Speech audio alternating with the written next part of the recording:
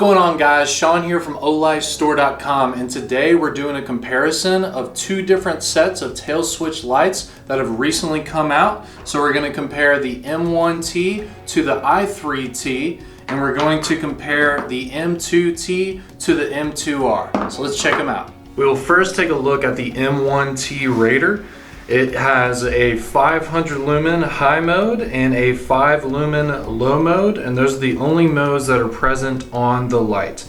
The 5 lumen mode lasts for 5 minutes before dropping down to 300 lumens, and that 300 lumens will last for 2 hours. Now keep in mind, you can always go back up to that 500 lumen mode once it's cooled off because it is thermally regulated, but just keep in mind after around 5 minutes the output will start gradually dropping down to that 300 lumen mode, which again will last for 2 hours. If you decide to use it on the 5 lumen mode, that actually works for 100 hours, so you get a really good runtime on that lower mode. It is IPX8 rated, which means that it can be submerged for 30 minutes up to 2 meters of depth. It is 2.29 ounces heavy. It has a 3.58 inch length and a diameter of 0.83 inches. It uses the new luminous SST40 cool white LED, and it has the new TIR2 version 2 optic, which is flat here in the center. We'll get to that when we start looking at the beam profiles, but it does have a new LED type and a new optic type as well. We'll get a look again here at the cool milling pattern on the side. If you watched the previous video, I mentioned that it resembles a DNA type pattern, this double helix. It has milling going vertically this way on the raised portions, and then of course it has these lines that kind of twist around the body that are milled out. It has this dual direction pocket clip. As you can see, it has a very nice distance here, so you can bend it out as far as you want. It's got big loops on each side, so you can put it in some pretty hefty jeans if you would like, but it's dual direction. So if you want to, you can put it this way onto a hat, or you can put it bezel down into your jeans.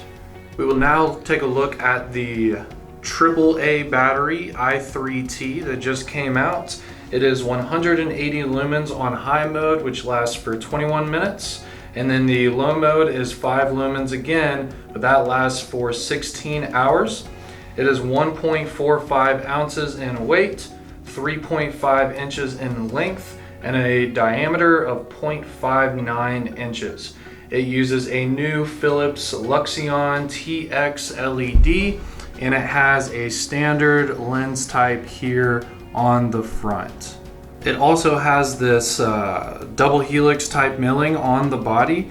Now it does look a little bit similar here to the M1T, but you can see that considering that this has a larger diameter, it's a little bit bigger body, we could get a little bit more detailed in the milling pattern, where this one has these vertical lines on the raised portions where the I3T does not. Now let's take a look at the tail switches on both, and you can see that besides the diameter of them, it's actually the same pattern on them, which is the stipple type of raised pattern, which gives you a really nice grip. In terms of feel, I would say they both have a very solid, very firm type of grip to where it's not accidentally going to turn on in your pocket. So I would say the biggest difference here is just the diameter, but even if you're wearing gloves, no matter how big your thumb actually is, I think they're both very easy to press. The M1T is 3.58 inches long and the I3T is 3.5 inches long. You can see here that there is a slight increase in length from the M1T, but it's basically the same. You're not really going to notice in your pocket.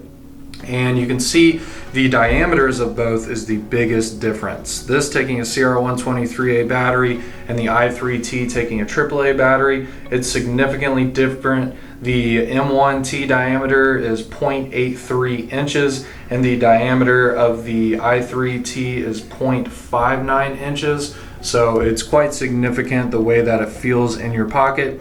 but keep in mind you're going to get a lot more lumens with the M1T, and then also the runtime is significantly longer. Even at that 5 lumen mode, the M1T at 5 lumens is 100 hours, and the I3T at 5 lumens is 16 hours. We'll take a look at the beam of the I3T first. So we'll go ahead and cycle it into its high mode. So this is at 180 lumens. And you can see it still has a really nice hotspot, even with that standard type lens that I mentioned earlier. All right, and then we'll go ahead to the M1T, which is that 500 lumen mode. And you can see that, of course, it's much brighter. But this also with that new TIR optic, that level 2 optic, that it has even a better type of hotspot, and then it transitions very nicely here on the edges as well. So I'll go ahead and pull up the I3T here on the right, M1T on the left, and you can see just how drastic that difference is going from the 180 lumens to the 500 lumen mode. And now we'll just turn these off, and I'll show you the low mode here. If you can see it, you probably can't even see it very well. And then I'll show you the low mode here. And I'm not sure if the camera's gonna pick it up very well, but these are extremely low. Only really to be used if you're looking for something and you don't want to disturb someone else. So we'll go back to the high mode here on the I3T on the right, and then we'll go to the high mode of the M1T on the left. Let's move on to the M2R Warrior. Now this is the flagship tactical flashlight that Olight makes, with I would say the highest functionality out of any of the other models. This one starts at 1500 lumens, and that'll last for 3 minutes before gradually dropping down to 700 lumens, which will last for 1 hour and 50 minutes. Mode 2 will be 700 lumens for 2 hours of runtime. Mode 3 is 250 lumens for 6 hours and 15 minutes of runtime. Mode 4 is 60 lumens for 20 hours. Mode 5 is 15 lumens for 70 hours. And mode 6 is 1 lumen, which will last all the way up to 25 days straight of being turned on. I know that sounds kind of crazy. It is IPX8 rated, just like the other models we talked about today. It is 5.26 ounces in weight. The diameter is 0.96 inches, and I can confirm that it will fit all standard 1-inch style mounts if you decide to put it on a rifle or something like that. And it does use a Cree XHP 35 HD LED. To increase the value proposition of the M2R Warrior, it does come with a 3500 milliamp HDC battery, which I feel is one of the best batteries that Olight offers, with it being a full 10 amps of capacity at the 3500 milliamp, which is one of the highest milliamp batteries you can actually get in today's market. So we'll screw this tail cap back on, and you can see that it has a metal style flush tail switch. And what that allows it to do is charge with the magnetic charging system that Olight offers, with pretty much all of its rechargeable S-series models, such as the S1R, S2R, S30R3, and this is the first tail switch flashlight to offer this type of charging functionality.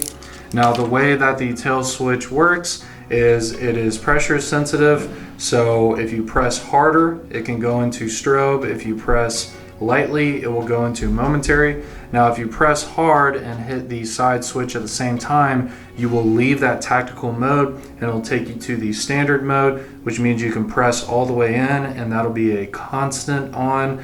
And then if you want to again half press, that'll be a momentary on. So you can decide if you would like to eliminate strobe off of this light, or if you would like to continue using strobe and use it in a more tactical type of manner.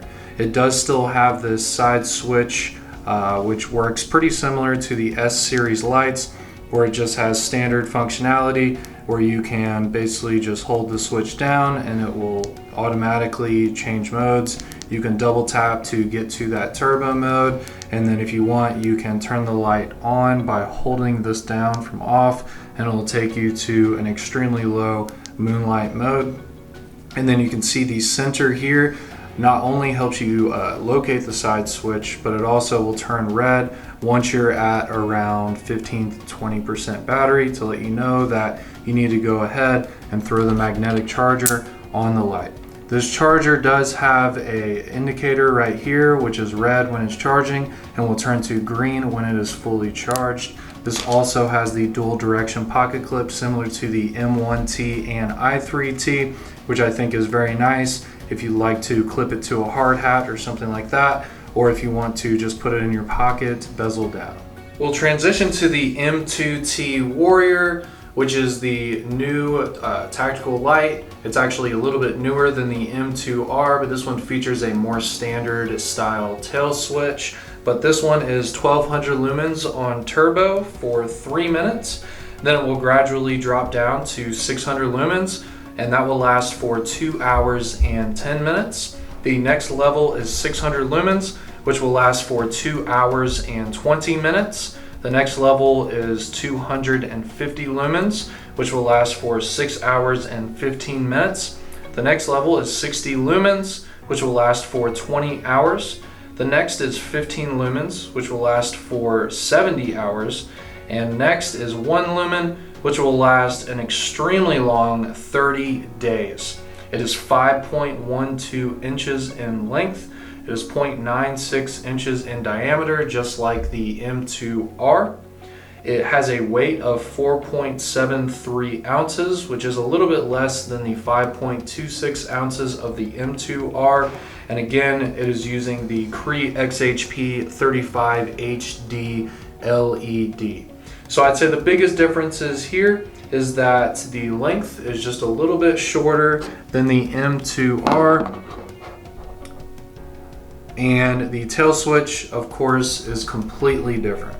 If we take a look at the tail switches, you can see on the M2T that it is more of a standard type tail switch that is actually very similar to the previous I3T and M1T that we looked at before. It still has the stipple type of pattern on it, and it has a very large diameter, which makes it very easy to press when you're wearing gloves. It's also pretty raised here on the tail cap, which can be your preference because you're getting a flat style switch here on the M2R, or yeah, you can have this raised type of pattern here on the M2T. Now this does run with either the same battery if you would like as the M2R, or you can run it with 2 CR123A batteries, which is actually what it comes with when you get it initially. But again, it has the side switch here with the low battery indicator, and the way that this tail switch works is it's a 3-stage tail switch. So you can press it lightly for momentary, you can give it a quick tap and actually click it all the way in for constant, or you can do what we call a deep press, where you just press it harder and that'll take you to a momentary strobe. So you can do a half press for a momentary turbo, you can do a full tap for a constant turbo, or you can press all the way in for a strobe. So we call this a 3-stage tail switch, which I think is very unique for this type of tail switch, and also has a lot of functionality. Now keep in mind, it doesn't have the 2 modes like I said before with the M2R, where this one has the standard mode where you can actually get rid of the strobe if you want. This is just the 3-stage switch, and that's all it does. Whereas this one has the tactical mode and the standard mode, where you can make it a constant turbo on, or if you want, you can make it a momentary strobe. Now we'll take a look at the M2T compared to the M2R. So we'll go ahead and do the constant turbo on the right of the M2T, and then we'll do a constant turbo on the left of the M2R. Now you can see that The actual tint is a little bit more neutral here on the M2R than the M2T, and you can see that the actual performance of that hotspot is a little bit brighter here on the left, because that's at that more 1500 lumen mode versus the 1200 lumens here on the right. Alright, so you can kind of see here just the difference in tint, and then also just the sheer performance of it, how this is a little bit more prominent with the M2R versus the M2T here on the right. I'll go ahead and cycle through the modes of the M2R here real quick with the side switch. So we'll go ahead and turn it on, and I'm just going to hold down the switch, and you can see it cycling through here all the way from that low mode to the high mode, and then it can go to strobe as well. And then we'll go ahead and cycle here through the M2T, which will just cycle through a low, medium, and high. And then we'll just put them together here, and we'll just kind of cycle through.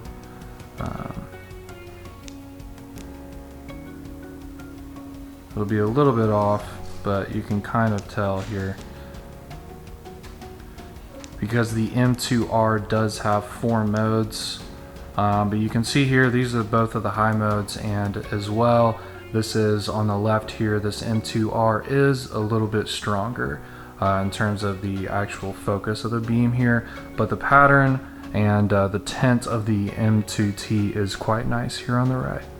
We want to thank you guys for taking a look at a quick comparison between the I3T and M1T, and then the M2R and the M2T. There's a lot going on with these lights, but I just wanted to make this video to start the conversation in the comment section down below on what differences you like from each model. So please comment down below and let us know how you feel about these models, if you've bought any of these models, and the differences that you like or dislike about each model, because we like to hear from our fans. We want to know what you guys are looking for so that we can cater towards your needs. If you like this video, definitely subscribe to the channel, hit the like button, and we'll see you on the next one.